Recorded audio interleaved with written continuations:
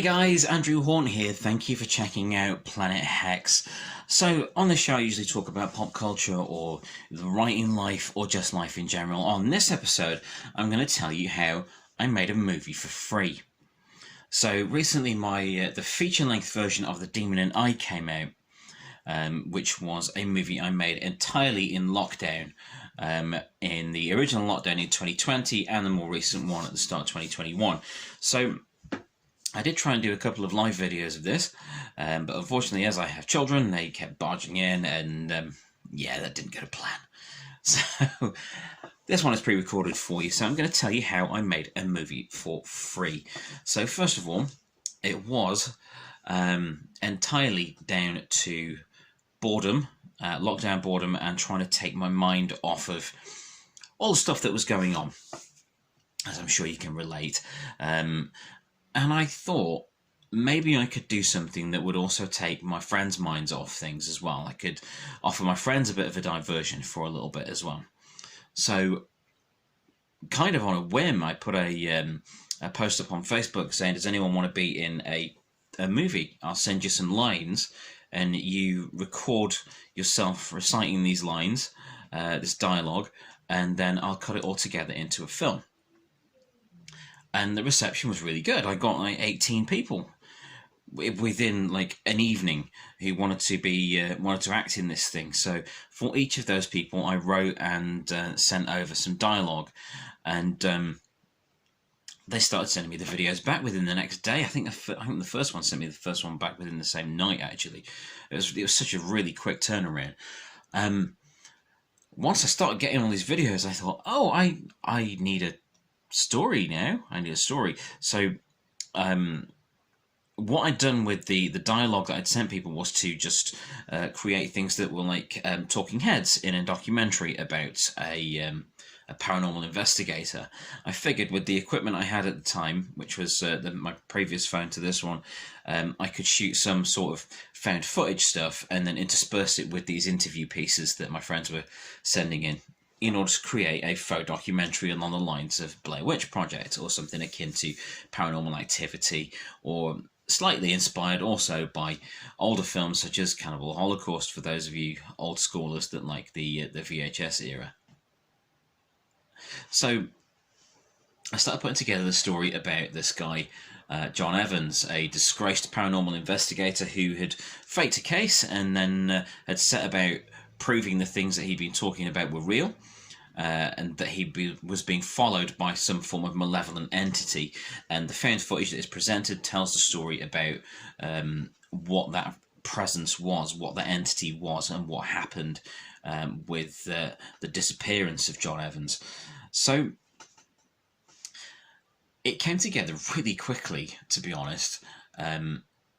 I recorded some stuff to camera as myself, as John Evans, and I recorded a bunch of audio pieces that were my favourite part of what I did for the film, which was I recorded some confrontations between John and this presence in Audacity, doing all the voices myself, adding background noise, background music, and sound effects and things like that I'd been able to source for free online. So I wound up with all this footage for free. It was really cool.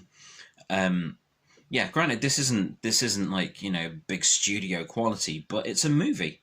It's a movie. When at the end of the day, it is a feature-length movie that tells a story. So I was also lucky enough to have some very talented friends, such as Lee Dowling from Tired George Studios, who supplied the opening title sequence, piece of music, and a bunch of special effects. Some of the visual effects in there are just fantastic, and again, they were done by a friend.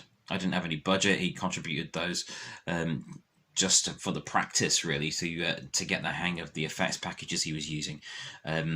A guy I used to work with, Hugh Davis, who supplied the marvellous voice of Clifton Regent. If you've seen the movie The Demon and I that I made, you'll be familiar with the very dulcet tones of Hugh Davis. My God, what a voice. He has a wonderful voice. One of the nicest people you could imagine to meet. He's great. He also supplied some of the background noise, ambient music for the demon recording. So all the weird, creepy sort of static background noise in some of those demon recordings, that was created by Hugh. A lot of it was created solely by guitar, as far as I'm aware, which I'm totally on board with as a guitar player. So then this was all cut together. I had no facilities. I have worked in movies before, indie movies before, but I didn't have any facilities available to cut this stuff together. I used solely my battered up old laptop and Windows Video Editor out of the Windows Photos feature. So it was all cut together in that, using the video editor function in Photos, which allows you to add some 3D effects. You can add music, you can add sound effects, and you can add some titles and so on. And that allowed me to add the titles for the stock footage.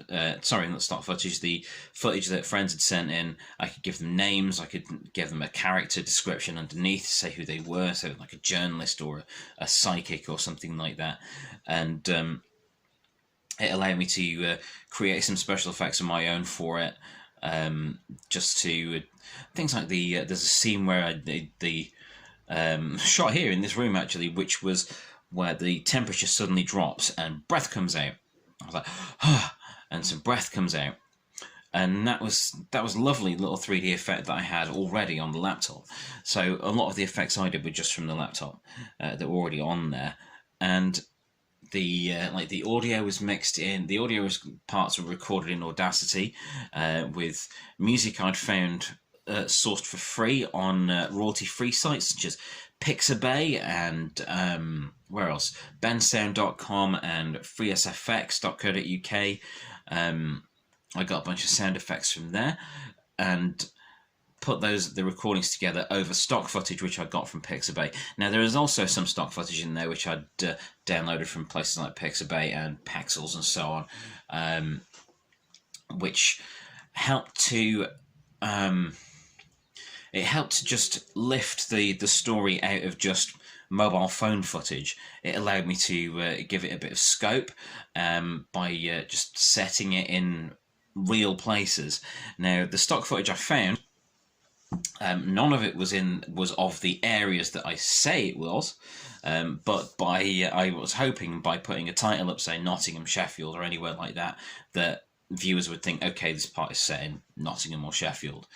The locations for the thing were mostly our house. I shot some of it sat in the car on our drive. I shot some of it in Asda car park, Sainsbury's car park.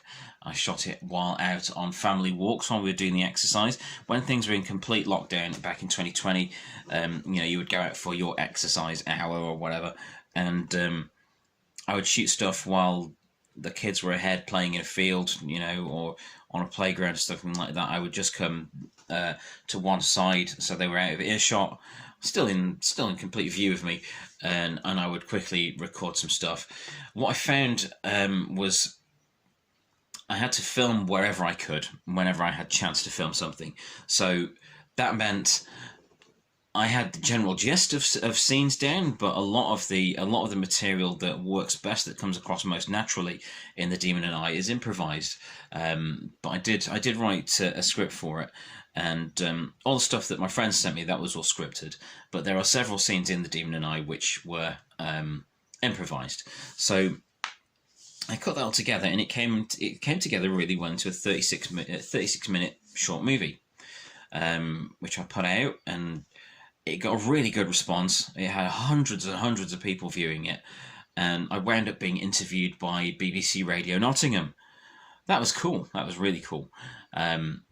Also featured on the Gedling Eye, which is the local news website, and it got a lot of love. The Demon and I, the first short for Demon and I, got a lot of love. So I made a sequel as well, with the exact same process. So footage from friends, stock footage I'd shot myself, some special effects from Lee, some ambient music from Hugh, and put that all together in the exact same way. I went a bit overboard with the effects at the end. In fact, Looking back on it, I realised that what I was really trying to do was create my own regeneration sequence from Doctor Who. Big Doctor Who fan. So I didn't quite like the last 10 minutes or so of the second film, The Demon and I Birthright. So what I decided to do in this lockdown was take those two shorts I made and make a feature out of them. So I cut the entirety of the first Demon and I short film, about 2/3 of Demon and I Birthright together into one video. And it was about 50 minutes or so. And so I realised that, no, close to an hour, but I realised that that wasn't short enough, wasn't long enough for a feature, and it still had, I needed a new ending. So I made a bunch of new scenes, again using stock footage and things I shot myself out in the wild or in the house, with some new bombastic music, and added that onto the end. That brought it up to feature length. Redid the end credits, remixed some of the sound, and redid some of the effect sequences that I'd done, which were needed were a bit rough around the edges. But the end product was a 76-minute movie that I'm really, really proud of. It does have its limitations in that, because my laptop was my laptop at the time was so limited in what it could do, I couldn't really mix the sound properly. So the sound does go up and down a bit in terms of the video footage my friends sent in.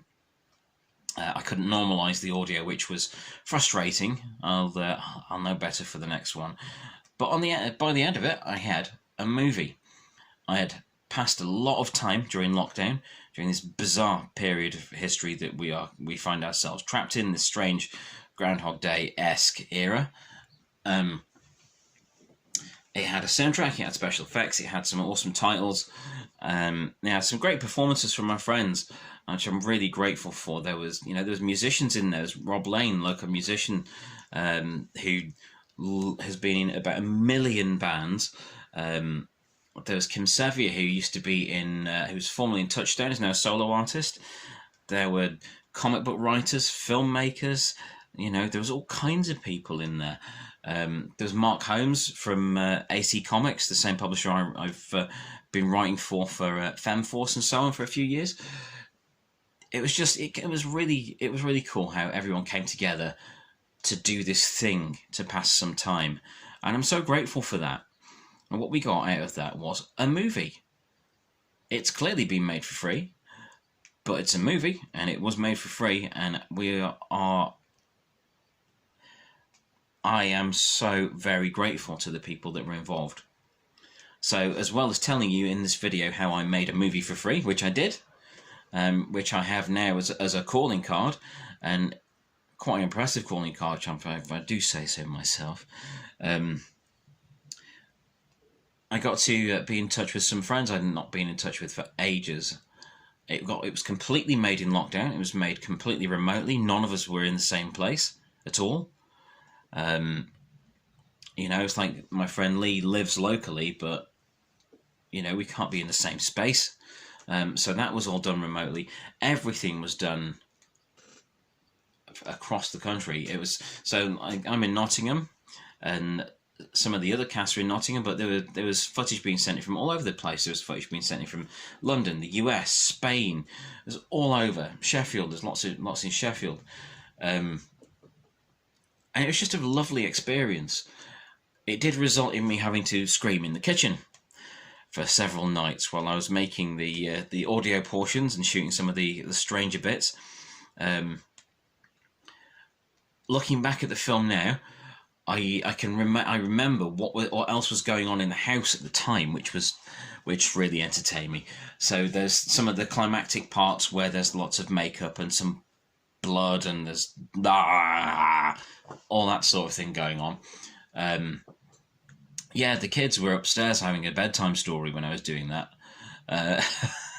Some of the most grisly moments that I was making for The Demon and I were backed up by my family playing games together, or reading, or having bedtime stories, or the kids are in the bath, or we were cooking tea, we were making food or anything like that. I had to make it wherever I could around everyone else and try and remain comfortable around that. But yeah, the end product, The Demon and I, you can view it now on my YouTube channel, this channel. So click on my name, you can find it on my channel.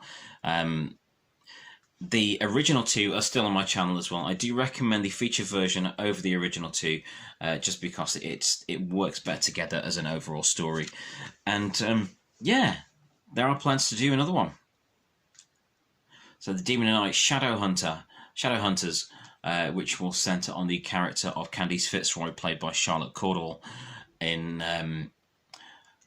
the months to come. I'm hoping to do that in the months to come. I'm hoping to have had it done by now, but it's just not been possible with another lockdown, because the story of that one, I would need to be present there with the cast to make that, but there'll be more news on that soon. But what I want to say is, if there's anything you want to have a go at, if there's anything you want to try, do it. Don't assume there are always gatekeepers in the way to you doing stuff. We are at a point in technology now where with a phone you can make a movie. A phone and a battered laptop. You know, you can do this stuff. If you want to start putting videos up on a channel, do it. Go for it. Start a podcast. Make a movie. Make some shorts. Make some comedy shorts. God knows we need some comedy. You know? Above all, I just want people to know that you can do this stuff without a budget. If you've got some better equipment than I had available to me, then your film is naturally going to look way better. But it is amazing what you can do if you put your mind to it. And this was done to take my mind off of all of this that we're living through. And I think it paid off really well. So I want to say thank you to everyone involved.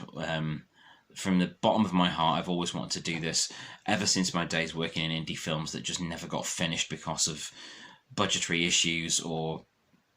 that's a story for a different video, that whole era. But yeah, thank you from the bottom of my heart to everyone that was involved in the making of The Demon and I and The Demon and I Birthright, and for helping me update the Demon and I feature version, and everyone that's watched it, everyone that's given it a chance to see what could be done for free. Thank you.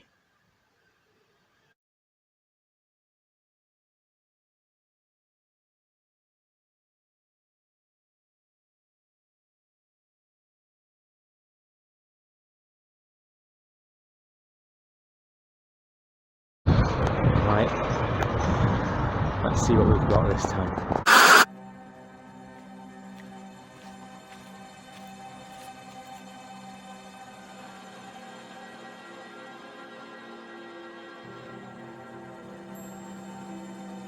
So what I'm doing now will prove that I'm not fake. I know you're there. I know you're there. Say something. Say something. Prove I'm not mad.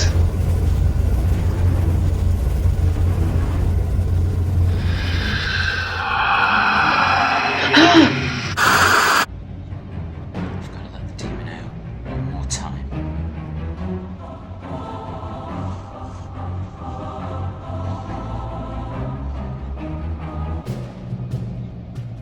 Just one more time.